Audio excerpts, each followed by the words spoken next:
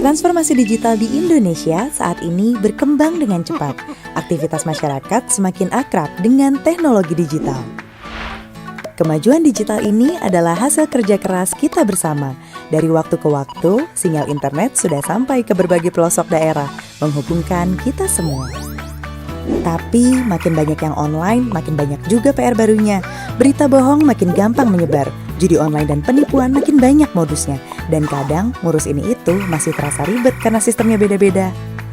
Menjawab tantangan itu, Komdigi menyusun rencana strategis untuk 5 tahun ke depan. Menjadi peta biar kita semua jalan ke arah yang sama. Jadi, kenapa rencana ini penting? Karena ada 3 hal yang mau kita capai. 1. Gak ada lagi cerita susah sinyal. 2. Kita buka pintu buat siapa saja yang mau berinovasi dan buka usaha. 3. Kita ciptakan ruang digital yang ramah dan aman untuk keluarga. Lalu bagaimana kita mewujudkan semua itu? Ini seperti membangun fondasi rumah. Kita pastikan jaringan internetnya super kokoh di seluruh negeri biar semua kegiatan digital di atasnya bisa berjalan tanpa hambatan. Di atas fondasi itu, kita bangun ekosistemnya. Pada aspek pemerintahan yang rumit kita buat simpel. Layanan publik dibikin makin mudah dan terpercaya. Sementara di sektor ekonomi, kita buka jalan bagi lahirnya startup dan industri game lokal biar bisa jadi juara di negeri sendiri. Dan untuk masyarakat, kita siapkan bekalnya. Kita berikan banyak pelatihan gratis biar semua orang makin cakap digital. Dan yang terpenting, kita jaga yang paling berharga, anak-anak kita. Lewat program seperti PP Tunas, kita pastikan setiap aplikasi, game, dan konten yang mereka akses itu aman dan sesuai usianya. Peran pemerintah saja tidak cukup, semua pihak perlu bergotong royong. Pelaku industri, teman-teman akademisi, komunitas, dan kita semua punya peran masing-masing. 5 tahun ke depan ini penting banget. Anak-anak Indonesia sedang tumbuh di masa yang serba digital, penuh semangat, rasa ingin tahu, dan mimpi besar. Inilah kesempatan emas kita.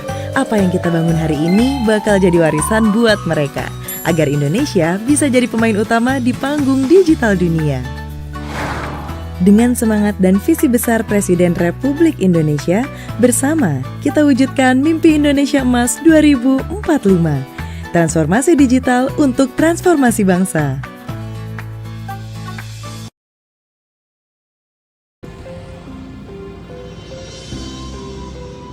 Perjalanan menuju rumah dinas Wakil Bupati Blora di Jalan Pemuda nomor 15 membawa kita menyusuri jejak waktu. Di tengah suasana kota yang tenang, berdiri sebuah bangunan tua yang menyimpan cerita dari masa kolonial Belanda. Dari kejauhan, tampak arsitektur klasik Eropa yang masih terjaga. Pilar-pilar megah dan bentuk bangunan yang kokoh menjadi penanda kejayaan gaya bangunan pada masanya. Bangunan ini bukan hanya sekadar tempat tinggal. Ia telah menjadi bagian dari perjalanan sejarah pemerintahan di Blora. Pernah difungsikan sebagai rumah dinas bupati pada masa kepemimpinan Bupati Sumarno. Seiring berjalannya waktu, bangunan ini juga pernah digunakan sebagai kantor perizinan, kantor Bapeda, hingga dimanfaatkan oleh perusahaan minyak. Setiap fungsi yang pernah dijalankan menambah lapisan cerita dalam perjalanan bangunan ini. Kini, bangunan ini ditetapkan sebagai cagar budaya dan digunakan sebagai rumah dinas Wakil Bupati Blora. Di balik dinding dan pilar-pilarnya, tersimpan kisah panjang yang terus hidup, menjadi pengingat bahwa sejarah tak pernah benar-benar pergi, melainkan tetap berdiri, menyatu dengan masa kini. Pemirsa, banyak tempat yang kita lewati setiap hari, namun sedikit yang benar-benar kita pahami kisahnya. Di balik kemegahan bangunan tua ini, tersimpan sebuah rahasia besar yang ditunggu untuk diungkapkan. Saya Rara, dan hari ini kita akan menembus batas waktu. Kita akan mendatangi titik-titik krusial di mana sejarah pernah tertulis dengan darah dan air mata. Inilah Napak Tilas Sami TV, mengungkap yang tersembunyi, mengenang yang terlupa.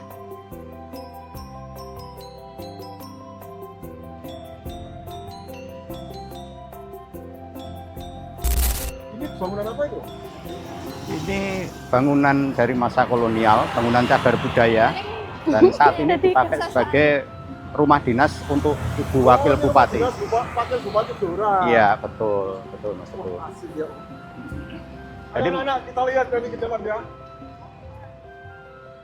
ya anak-anak ya, karena mulai dari fasad depan sudah kelihatan.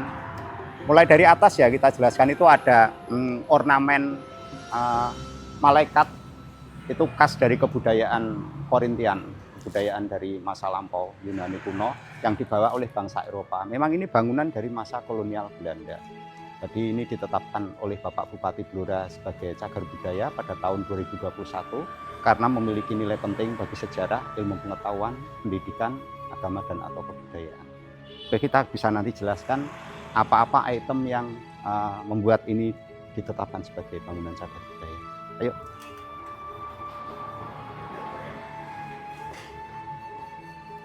Yang cagar budaya itu apanya sih Pak? Jadi ini ya, mulai dari depan, setelah tadi kita jelaskan ornamen yang di atas itu, malaikat kembar dengan sulur-sulur, yang khas banget budaya Eropa. Ini ada salah satu yang bisa kita jelaskan, pilar-pilar ini dulunya ini kan warnanya tidak seperti ini. Jadi pilar-pilar ini merupakan ciri khas dari bangunan-bangunan kolonial dari kebudayaan Korintian. Nah, kemudian di dalam juga kita bisa banyak temukan pola-pola struktur yang merupakan ciri khas dari bangunan bergaya Eropa. Terus ini bisa kalian lihat ya, semuanya masih utuh. Jadi dari ini jendela-jendela, ukuran jendelanya, bentuk, model, kemudian pilar-pilar ini masih utuh, semuanya khas budaya Korintus seperti yang kita sebutkan tadi. Kemudian kita bisa lihat ini ada yang di dalam. Nah, ini pola bangunan seperti ini khas sekali bangunan dari masa kolonial Belanda. Jadi seperti ini ada model pintu, kemudian ventilasi ini khas banget dibangun pada masa kolonial. Di sini kita lihat di ventilasinya sudah ada pengaruh arsitektur Tionghoa, karena memang rata-rata yang mengerjakan bangunan-bangunan waktu itu adalah warga Tionghoa. Dan di sekitar lokasi rumah dinas ini banyak sekali objek bangunan diduga cagar budaya yang merupakan bangunan-bangunan Indis, bangunan-bangunan Tionghoa. Baik pemirsa Samin TV dimanapun Anda berada, tadi sudah dilihat bagaimana anak-anak, teman-teman generasi Z yang sudah diajak oleh salah seorang pengelola cagar budaya di Dinas Pora Budpar, yang mana beliau tadi sudah menjelaskan apa sih yang termasuk bangunan cagar budaya di masa kolonial. Yang salah satunya di Kabupaten Blora ini adalah Rumah Dinas Wakil Bupati Blora. Dan rumah dinas ini beberapa kali berdasarkan informasi pernah dipakai untuk dinas atau kantor dan pelayanan masyarakat. Yang saya ingat adalah pernah dipakai sebagai kantor Bapeda Kabupaten Blora. Nah, untuk lebih jelasnya saya akan wawancara sejenak dengan pengelola cagar budaya Dinpora Budpar, yaitu Pak Lukman Wijayanto. Baik, Pak Lukman Wijayanto. Tadi sudah dijelaskan, anak-anak mungkin senang sekali ya anak-anak ya? Senang Pak. Ya, senang sekali bisa ke rumah dinas Wakil Bupati Blora. Tentu saja mungkin perlu disampaikan kepada publik, apa sih yang tersembunyi, apa sih yang menjadi ikon menarik sehingga Pak Bupati Blora menetapkan rumah dinas Wakil Bupati ini sebagai cagar budaya. Silahkan Pak Lukman. Oke, Pak Teguh, anak-anak dan pemirsa Samin TV semuanya, mungkin serba sedikit bisa kita jelaskan bahwa bangunan yang saat ini dipakai sebagai rumah dinas Wakil Bupati Blora ini diperkirakan dibangun di akhir abad. Pemerintah Provinsi Jawa Tengah hadir dengan inovasi baru Jateng Ngopeni Nglakoni Super Apps atau Portal Layanan Publik Jawa Tengah. Nikmati beragam fitur praktis seperti aduan masyarakat, call center 24 jam di 150945, Bursa Kerja Jateng, Trans Jateng, pajak kendaraan, layanan kesehatan 7 rumah sakit Provinsi Jawa Tengah, layanan Dukcapil, berita Jateng, event Jateng, Zilenial Jateng, dan fitur lainnya. Semua dalam satu aplikasi Jateng Ngopening Lakoni. Untuk mendukung kemudahan akses aplikasi Jateng Ngopening Lakoni, Pemprov Jateng meluncurkan program internet gratis di berbagai wilayah, yaitu di sektor desa, sektor pendidikan, dan sektor area publik. Kehadiran akses internet ini memperkuat pemanfaatan aplikasi sehingga layanan publik digital dapat diakses lebih merata dan cepat.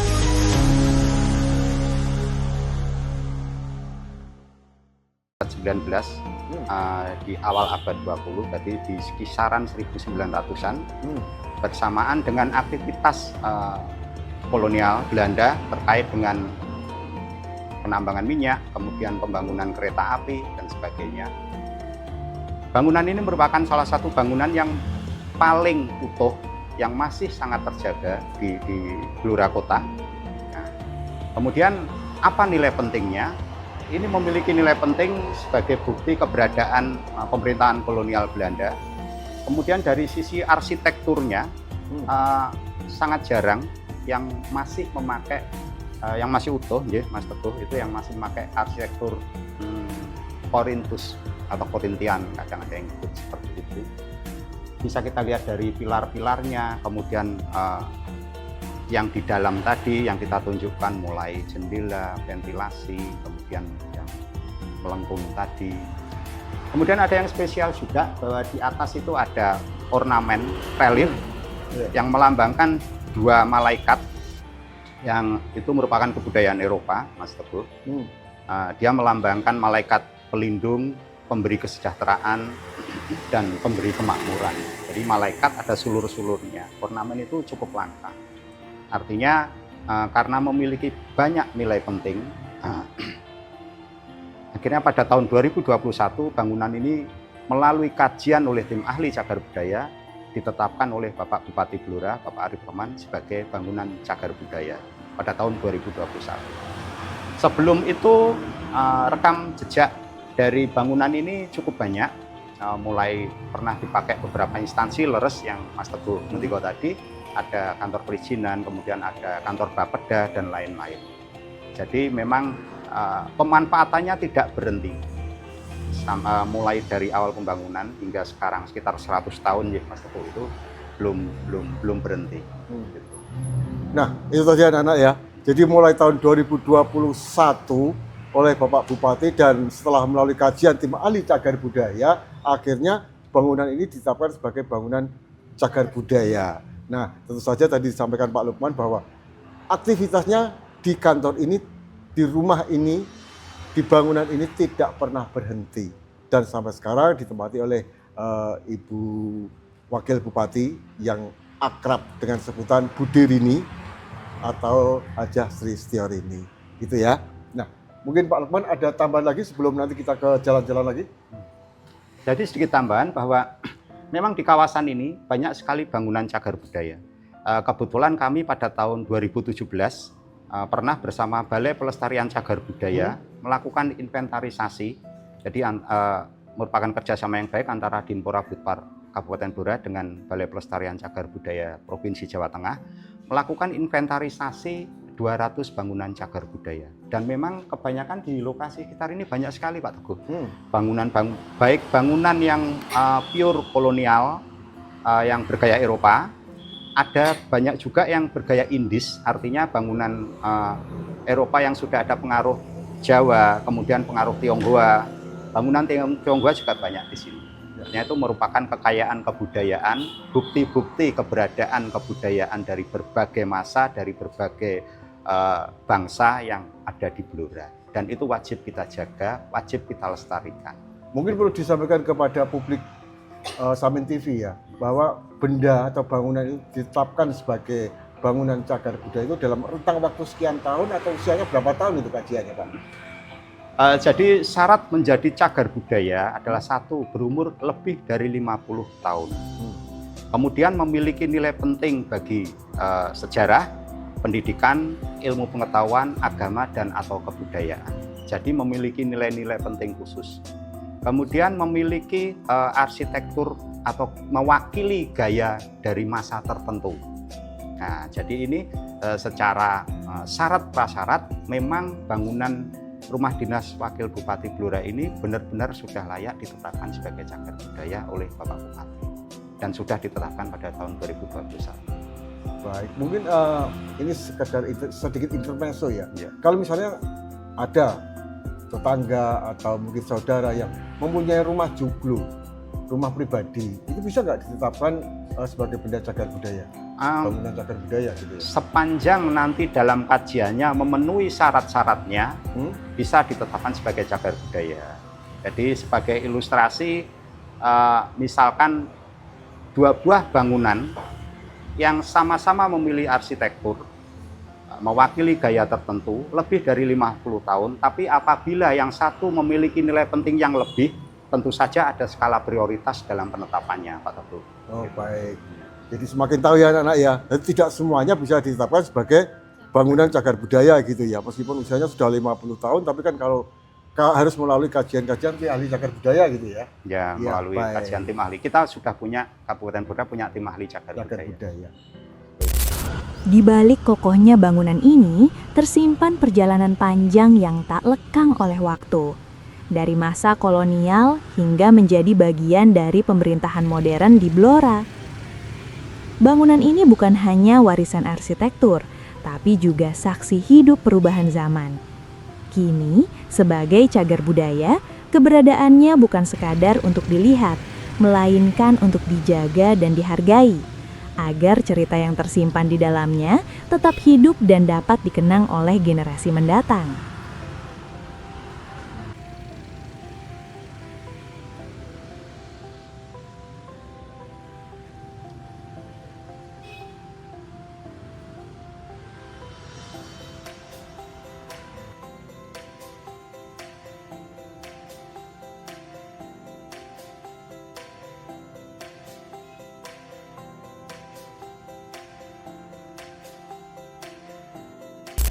Selesai sudah perjalanan fisik kita, namun perjalanan batin ini untuk menjaga warisan ini baru saja dimulai. Terima kasih telah mengikuti Napak Tilas Samin TV, sampai bertemu kembali.